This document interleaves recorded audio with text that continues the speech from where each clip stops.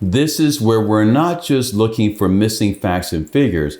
This is where, candidly, we're also looking for small decisions that support the larger decision to work with you.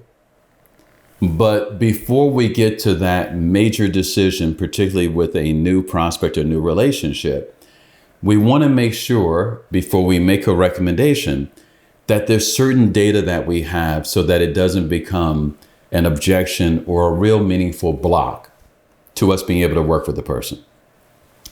These are things like the degree of urgency. These are things like, let's say, are other decision makers involved in the process?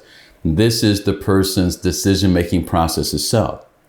So in order for us to get this data, we want to bypass, do you have the right recommendation? Are you the right person? We want to bypass that and suspend those decisions for now and get to these data points that are going to be critical anyway.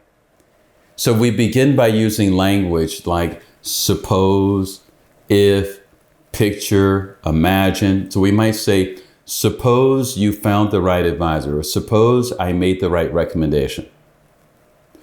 When were you looking to make a change?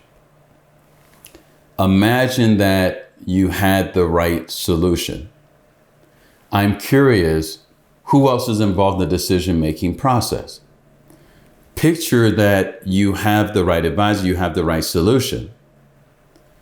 Let me ask you, who else would be involved in the final decision-making process? The whole idea is that these are the places where the actual process could get derailed or show up later as a major objection or block because we did not get out in front of it. And we want to get out in front of it before we make the recommendation. That is part of the process.